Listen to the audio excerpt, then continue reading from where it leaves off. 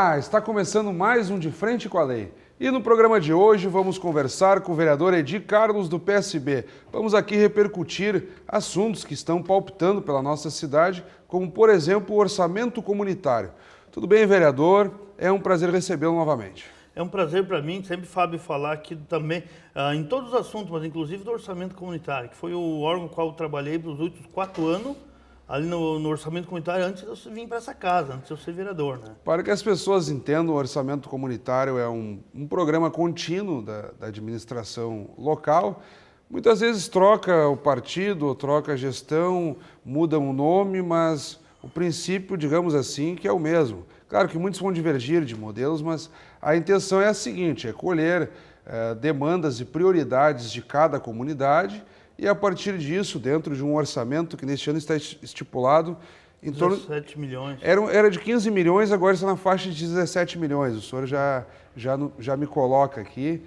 Então, dentro desses 17 milhões, a prefeitura vai em todas as comunidades, ouve, e os moradores podem votar naquilo que eles entendem que é prioridade. Então, determinada região tem como prioridade uma UBS, o dinheiro que seria destinado para aquela comunidade, prioritariamente ficaria destinado, então, a uma UBS. Com o passar do tempo, conforme vai andando o processo, a prefeitura já sabe que investimentos priorizar em cada localidade.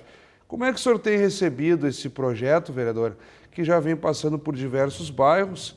Eu lembro que recentemente o vereador Neril Carteiro trouxe a questão da edição do orçamento comunitário pelo bairro Cruzeiro, por outras localidades do interior, e o senhor também, como morador do Planalto, que também percorre outras regiões, vem acompanhando e também já trouxe a plenário esse assunto.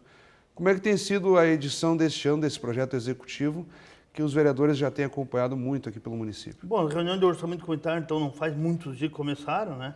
Na verdade, sempre lembrando ao pessoal que nos assiste, que a nossa cidade já está dividida em 15 regiões administrativas.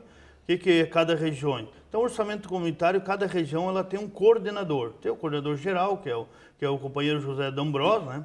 Mas daí cada região tem um coordenador, né? Por exemplo, não começou as reuniões em todas as regiões. Então, tem alguma região que ainda vai ser mais no mês que vem, outros vai ser mais depois. Primeiro estão fazendo uma região. Por exemplo, essa semana, na terça-feira, eu pude participar, depois do horário da sessão da Câmara, ainda lá no Parque dos Pinhais, lá antes da Parada Cristal. Então, a região de Ana Rec já está sendo reunião. Ontem de noite, por exemplo, eu pude participar também, depois da reunião aqui, no loteamento Rubiano, que faz parte da região Cruzeiro. Então, essas tem umas regiões, por exemplo, lá no São Giacomo também, atrás, lá na região do Reolon também já está tendo as reuniões. E em outras regiões, então, vai ser a partir do mês que vem, ou no outro mês, ainda conforme terminando essas regiões, né? E o que o senhor tem visto, se fosse possível traçar um panorama comum em termos de prioridades nas regiões? Cada região tem a sua prioridade. Cada bairro, por exemplo, tem a sua realidade, vamos dizer, né? Nós temos, por exemplo, muitos bairros que ainda não é regularizado, loteamento que não é regularizado, que estão lá optando pela regularização. Nós temos, por exemplo, algum bairro que estão optando por um centro comunitário, calçamento de rua. Então, tantos outros assuntos que... Então, digo, o que nós temos é o seguinte, algumas obras, até as pessoas às vezes dizem, meu orçamento comunitário foi lá, tirei uma prioridade que era, por exemplo, fazer o calçamento de 5 ruas no nosso bairro, e uma obra saiu, a outra não saiu, ou nenhuma saiu. Então, por que não sai?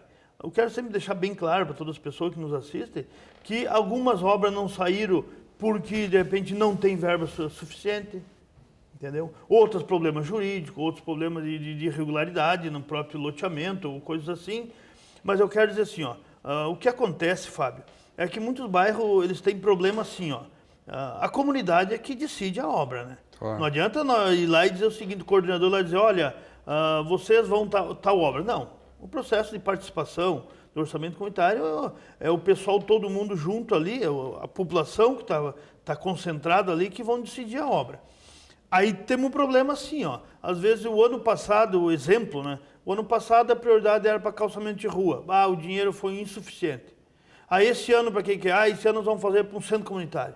O que acontece? Acaba não saindo nem as ruas, nem o centro comunitário. Então o que o orçamento comunitário ele deve instruir, está instruindo as pessoas? Olha, Vocês têm dinheiro, por exemplo, de 2 anos atrás ou do ano passado para fazer um centro comunitário. Por que não saiu até hoje? Porque a verba foi pouca, faltou verba, foi insuficiente. O que vocês têm que fazer? O que o bairro tem que se ligar nisso? Pegar e dizer, olha, a prioridade nossa desse ano vai ser a continuidade do centro comunitário, nesse caso, né? Uma questão que eu gostaria que o senhor explicasse, e nem todos devem dominar esse fator, por exemplo, quando o município destina, vamos supor, no caso de 2014, 17 milhões para contemplar o orçamento comunitário, e tudo que for aprovado de obras vem desses 17 milhões ou, digamos assim, o município tira desses 17 milhões contrapartidas, mas a própria comunidade entra com algum recurso? Como é que funciona? Então tem duas situações. Primeiro eu quero dar um exemplo só. Lá no bairro Paiquerê, que também é da região Planalto, lá a prioridade deles era um asfaltamento do final, um prolongamento de asfaltamento da rua Maurício Tirotti Sobrinho. É claro que com asfaltamento aí de, digamos, 1 quilômetro, não sei qual é a medida exata, claro. Parece que lá deve ser uns 900 metros. Mas vamos dar exemplo. Ela custa bem mais do que a participação das pessoas que teve lá, né? Então eu digo assim, aí claro, o governo também vai investir em cima daquela rua, da prioridade, mas isso entra com informe de contrapartida. Outra situação é o seguinte, ó, por exemplo, hoje... Mas a comunidade, em algumas oportunidades, entra também sim, com agora recursos? sim, ó, por exemplo, quando tu vai fazer um calçamento de uma rua, por exemplo, ela é uma rua comunitária. O que quer dizer comunitária? Essas pessoas que participam, eles têm lá um valor destinado, né? Que esse valor ele é usado, a prefeitura usa ele para comprar as pedras, para fazer o projeto, para fazer a cancha, como se diz, vai lá as máquinas, patrola. Agora, aonde que então a comunidade entra, então, que está falando é o seguinte, entra com a mão de obra e também, os últimos anos, 2, 3 anos, não me recordo bem, ela entra também com o pagamento do pó de brita. Porque, eu acho que acredito eu que foi uns 2 anos atrás, no final do ano, eu não era vereador ainda, foi aprovada uma lei que o município não doaria mais pó de brita para... Foi aprovada aqui nessa casa, né? Que não fazia mais a doação de pó de brita para os calçamentos comunitários. Então, onde que a comunidade entra, a comunidade, ela mesma contrata, ela mesma entra em contato com as empleiteiras que fazem calçamento, e daí elas vão lá e elas pagam, então, a mão de obra. E também o pó de brita, nesse caso aí que estou explicando, né? Então, temos várias ruas, muitos bairros aí, eles estão fazendo os calçamentos comunitários. O que é? A prefeitura entra, compra as pedras, a prefeitura faz a cancha, e os moradores pagam a mão de obra dos empreiteiros e o pó de brita. Vereador, nos últimos dias tivemos uma discussão de projeto aqui no âmbito da Câmara de Vereadores, a questão do pó de brita, que até o vereador Virgílio Costa, do PDT, pediu vista de 15 dias.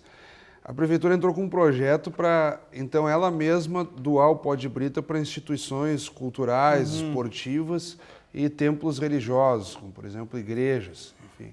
Foi bastante polêmico aqui em plenário, no debate, diversos vereadores, eu lembro, por exemplo, o vereador Daniel Guerra, do PRB, teve uma posição contrária bastante forte nesse sentido. Como é que o senhor enxerga? O senhor mesmo colocou que anteriormente o poder público, no caso o executivo, a prefeitura, entrava com a questão do pó de brita e agora tenta-se então facultar, pelo menos para a questão desses órgãos de caráter cultural, entidades, templos, mas que sejam de uso público, como coloca o texto do projeto. Como é que o senhor vislumbra essa questão? Bom, na verdade, esse projeto que o vereador doutor Virgílio pediu vista, né, por 15 dias, acho que foi, né? Na verdade, o que ele ia... o projeto era para nós, vereadores, autorizar o município a fazer a doação de brita e pó de brita nos locais, a gente falou, time de futebol, a igreja, todos. Agora, vamos ver o que eu entendo, o que eu quero falar. Na verdade, eu acho que o projeto ele está autorizando, mas também vamos dizer uma coisa, autorizando uma coisa que já, algumas coisas, ela já é feita hoje em dia. Claro. Vou dar um exemplo para ti. Vamos falar que a igreja, vou dar um exemplo para ti, a igreja do Cristo Operário, lá no bairro Planalto, na BR-116. Vamos dizer que essa igreja vai ter uma festa lá. E o estacionamento, vamos falar estacionamento, o pátio dela, eles querem botar uma pedra brita lá para o pessoal estacionar no dia de festa. Então, isso aqui era para nós autorizar.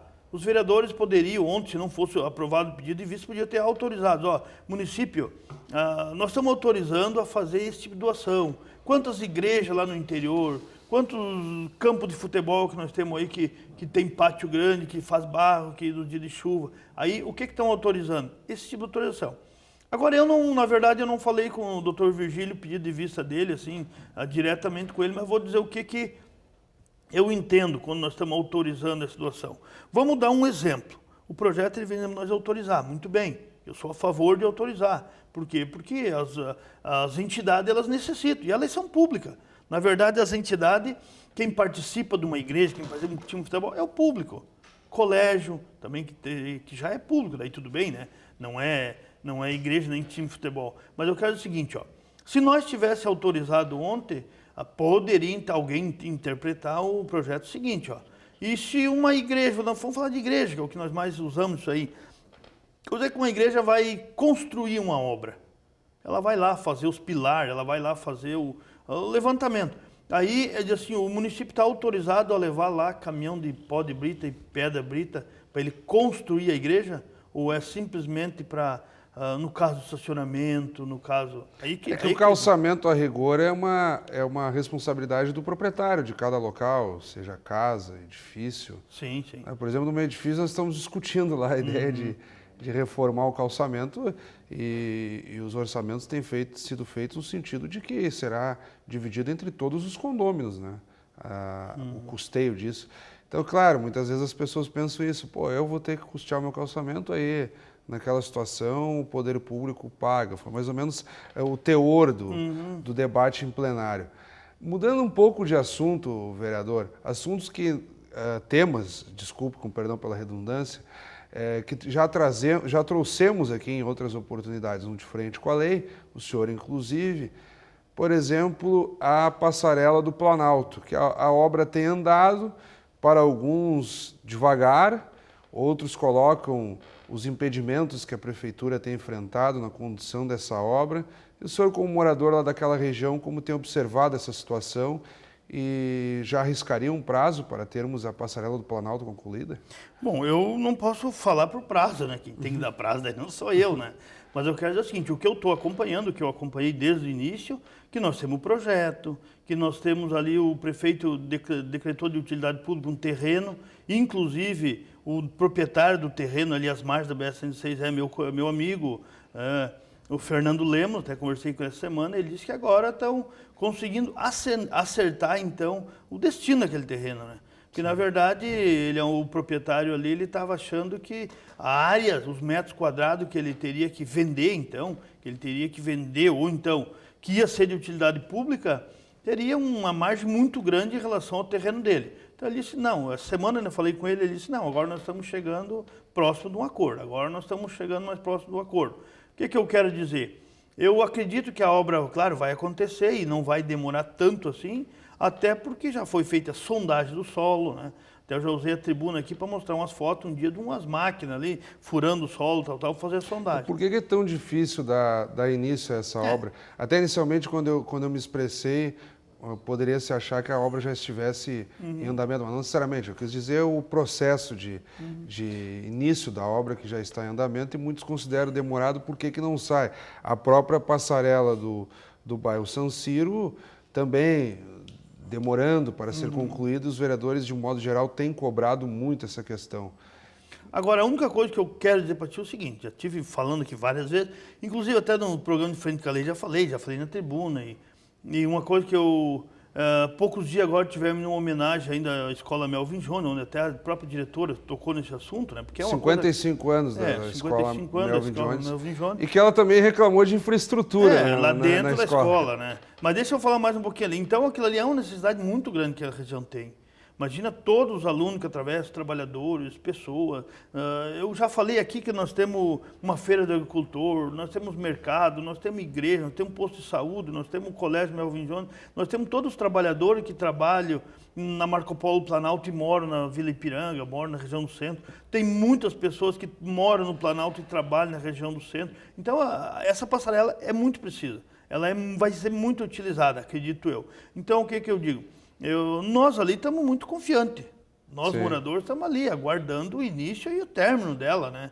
Agora, claro, não tem como nós dizer o prazo que teria. Sim. O que eu quis dizer no início é o seguinte, as tratativas a respeito do terreno, da área, já está em bem andamento. Que nem diz o próprio Fernando Lemos, disse assim, agora está perto de chegar ao fim. E a passarela do San Siro também, que é outra questão que preocupa muito a população. E aí ficaram, então, essas duas pendências, uma passarela no San Siro, outra no Planalto. A do San Siro está com a, digamos assim, a construção em andamento. Antes nós usamos o termo obra e ficou aquela ambiguidade sim. se é a construção da passarela em andamento ou se é o projeto. Não, a construção em andamento da passarela no San Siro e no Planalto ainda em fase de projeto. Por que no San Siro, então, tem demorado para, digamos assim, na sua opinião, pelo que o senhor acompanha, a conclusão definitiva, então, da construção da passarela? O que eu acho sobre a construção da passarela do San Siro, vários fatores, né? Nós temos aqui alguns vereadores que defendem muito aquela passarela, que conhecem mais aquela região lá, que estão dizendo, o primeiro foi o problema de uma empreiteira, acho que aqui ganhou licitação, né? Ela desistiu, tudo isso. Agora, o que eu vejo é o seguinte, é inacreditável com a obra daquele porte, também não é ali um prédio de um hospital completo, né, cara? Não, é simplesmente uma passarela. Aquilo ali é para servir os alunos, servir as pessoas. Tu sabe que eu vou te falar uma coisa de mim. Eu, há 25 anos atrás, vim do Paraná, a primeira empresa que eu trabalhei foi a Grale, exatamente ali. E naquela ocasião eu recordo hoje, eu fazia um curso pela Grale mesmo, ajustagem mecânica, que era no outro lado da BR. Naquela época nós tínhamos uma dificuldade tremenda de atravessar aquela rua ali. Então tu imagine hoje, passou 25 anos, a cidade aumentou muitas vezes, né?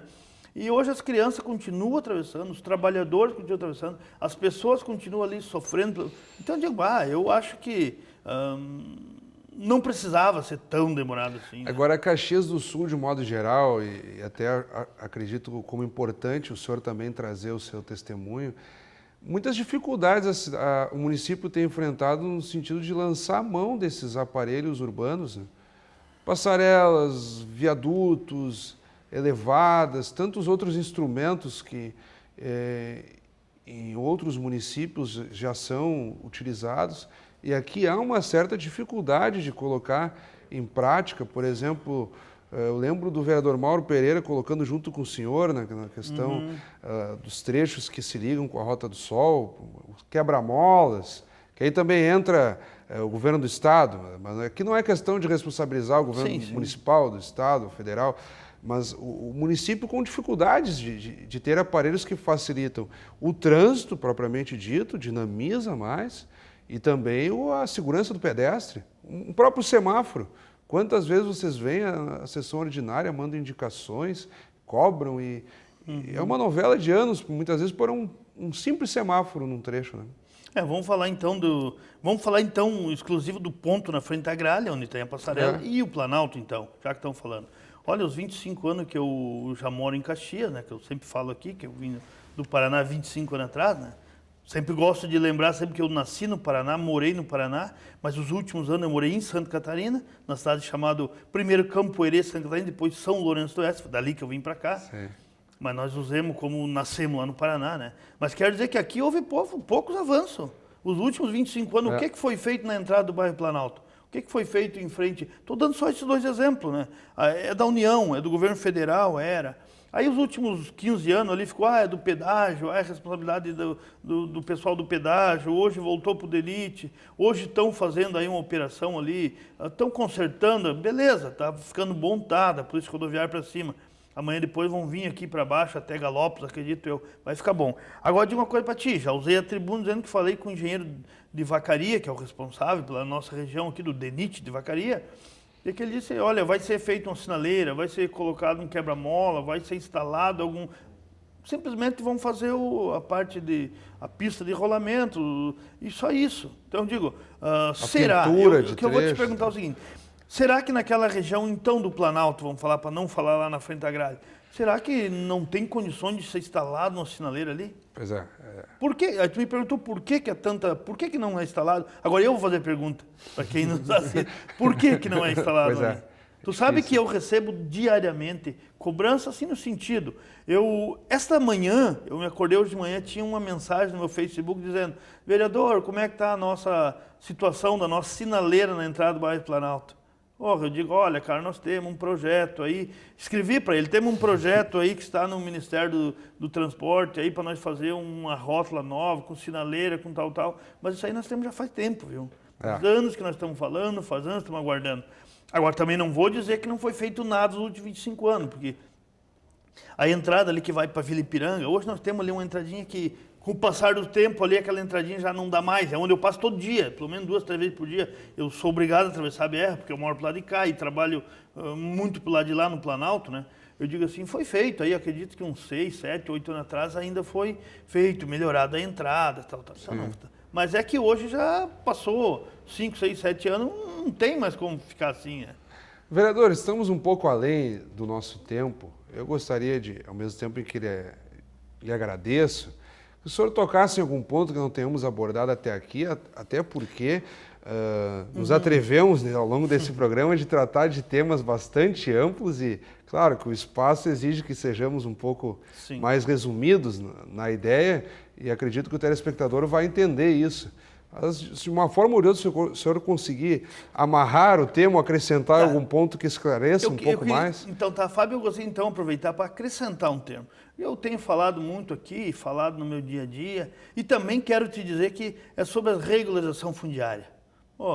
Que nós até comecemos a falar no início, nós até pendemos um pouco para esse lado. Exatamente. Mas eu quero dizer assim, então vamos falar das reuniões do orçamento comunitário. Porque nas edições do Câmara Voz Bairros, permanentemente aparece esse tema. Né? Por exemplo, eu vou dar só um exemplo. Na terça-feira de noite, eu disse que eu fui na Parada Cristal, lá no Parque dos Pinhais.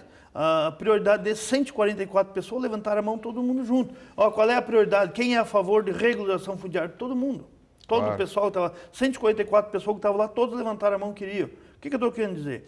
Nós temos muito bairro irregular. Aí é culpa de quem? Aí aqui na Câmara diz, mas é culpa... Não, eu não gosto de achar culpado. Eu não quero dizer, a culpa é de uma. Não, eu quero achar uma solução para isso. Eu acho que nós temos que ter umas políticas aí públicas para regularização fundiária aí no nosso município, que nós possamos atender aquelas áreas públicas, nós possamos atender áreas particulares. Nós podemos aqui dizer, mas a culpa disso aí é de quem fez o loteamento e vendeu barato, sem infraestrutura, sem nada. Tá, tudo bem, mas eu não estou querendo falar em culpa. Estou querendo dizer o seguinte, as pessoas compraram sabendo que era irregular. O proprietário vendeu dizendo que era irregular. Eles compraram. Então, o que não pode hoje é achar um culpado. Não, o culpado é o cara particular que vendeu. Entendeu? Porque quem comprou também é culpado, ele também sabia. Claro. Então eu digo, agora o que nós não podemos hoje é jogar a culpa em cima do setor público. Não, mas para aí. Exemplo, assim, lá no bairro Vitória, lá no bairro Conquista, é um assunto que eu tratei essa semana ainda, e hoje até vamos ter uma reunião aí com o pessoal da região lá, para nós ir até o cartório, verificar de novo sobre isso aí. Eu digo, olha, lá já está consolidado. Nós temos ali no Planalto, o bairro Coesp, por exemplo, da mesma região ali, que é consolidado ali de há mais de 16, há mais de 20 anos já, que tem lá o bairro, está instalado, está lá. Entendeu? Então eu digo, alguma coisa tem que ser feito. Agora, a prefeitura hoje eles têm ali o chamado a DIGEL, que é a divisão de geoprocessamento. Então eles já estão trabalhando, tem algum trabalho em cima disso. Já tem uma empresa contratada, digamos assim, que está fazendo um estudo para tentar regularizar, ou então melhor, para tentar mostrar. Eles estão lá, eu vou dar um exemplo assim bem, já que nós não temos muito tempo, eu vou explicar mais ou menos por cima. Eles estão andando até com um avião, tirando foto, transformando essas fotos, passando para o computador, mostrando, olha, aqui hoje tem casa, até 2 anos, eu acho que foi em 98, se não me falha a memória, que foi o último ano que foi feito isso. Naquela época lá não tinha, hoje tem. Então já estamos trabalhando a respeito disso. Mas eu ainda vejo que precisa agilizar mais isso aí. Eu acho que a regulação fundiária, e nós estamos falando disso aí, mas quero dizer assim, quantas residências, quantos moradores, quantas pessoas que vivem em área irregular? Quantos bairros, quantos loteamentos irregulares nós temos? É muito. Eu não sabia, nem arrisco a dizer quantos % dos moradores de Caxias estão em área irregular, mas com certeza é muitos. Então, vereador, como o pessoal pode ver, o assunto não se esgota.